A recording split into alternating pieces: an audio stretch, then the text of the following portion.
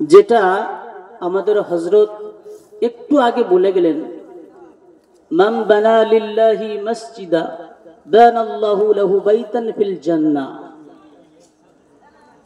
যে ব্যক্তি আল্লাহ রাব্বুল আলামিনের ঘর তৈরি করবে বা সাহায্য সহযোগিতা করবে, মহান আল্লাহ রাব্বুল আলামিন তাকে জান্নাতে একটি ঘর বানিয়ে দেবেন। বলুন সুবহানাল্লাহ। শুনুন, আমি যে প্রোগ্রামটা করে এসেছি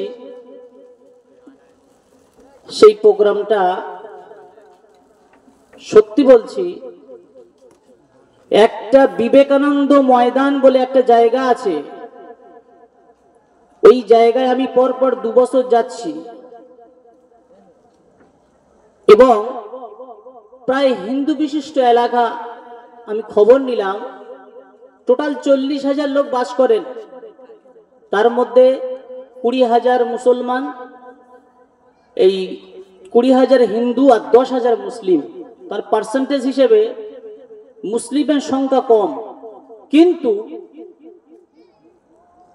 এই যে মাঠ আছে, এই মাঠটা প্রায় হাফ পর্যন্ত চলে যাবে, অর্ধেক, এত দূর পর্যন্ত লোক বসেছেন। তারা বসেছেন আসর পর্যন্ত। এক পুলিশ অফিসার, পাথর প্রতিমা থানার পুলিশ, তিনি এসআই, তিনি আমাকে ফোন করছেন, পরিচিত। এর আগে একটা যখন আমাদের নবীজি সাল্লাল্লাহু আলাইহি ওয়াসাল্লামের নিয়ে যে প্রতারণা শুরু করেছে, বিভিন্ন রকমের যে কুৎসার উঠিয়েছিল, সেই সম্পর্কে আমি প্রায় 45 মিনিট ওখানে আমি কথা রেখেছিলাম। সেখান থেকে ওনার সঙ্গে আমার পরিচিত। তো উনি আমাকে ফোন করছেন, আপনি কখন আসছেন? আমি বলি এই তো সময়, আমি আপনার কাছেই এসেছি, তখন প্রায় এসে গেছিলাম। তো উনি আমার কথা শোনার জন্য উনি প্রায় অপেক্ষা করছিল। বলছে আজকের আমার ডিউটি বাদ দিয়ে আমি আপনার এখানে বসে আছি হযরত, আপনি আসুন। উনি ছিলেন মুসলিম। তো ওনার নাম ছিল রফিকুল ইসলাম, বাড়ি হলো উত্তর 24 পরগনা, আমডাঙ্গা।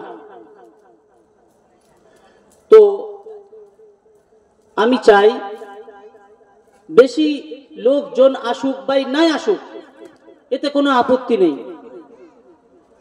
যার যতটুকু পরিমাণ ইখলাস থাকবে, সে ততটুকু পরিমাণ আল্লাহর কাছে দাম।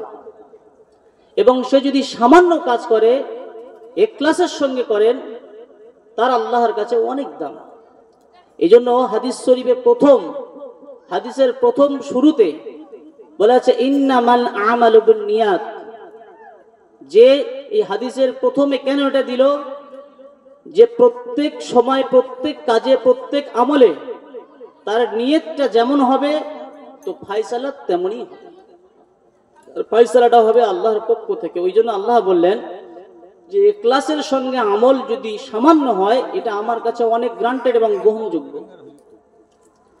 সেজন্য কথা দীর্ঘায়িত করব না।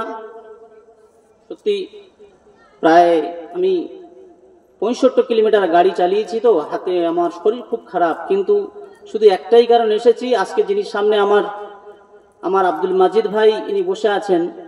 আজকে যে জন্য আমি কথা বলতে পারছি না, প্রায় সব জায়গায় বলি, আমি 2010-এ এইচএস পরীক্ষা দিই। এ সমস্ত এলাকা যারা বসে আছেন আমার স্টেজে বা সম্মুখে, এসব আমার সাথীবর্গ, এদেরই সঙ্গে আমি মাধ্যমিক, উচ্চ মাধ্যমিক দিয়েছি। তুমি পড়তাম নিমপিটে। তো ওই সময় আমি আমার এই ভাইয়ের সঙ্গে আমি জামাতে চাই, আল্লাহর রাস্তায় বেরোই। আজকে যে তাফসীর করছি, কোরআনে কারীম পড়ছি, সত্যি সত্যি বলছি, এই ভাইয়ের অনেক অবদান।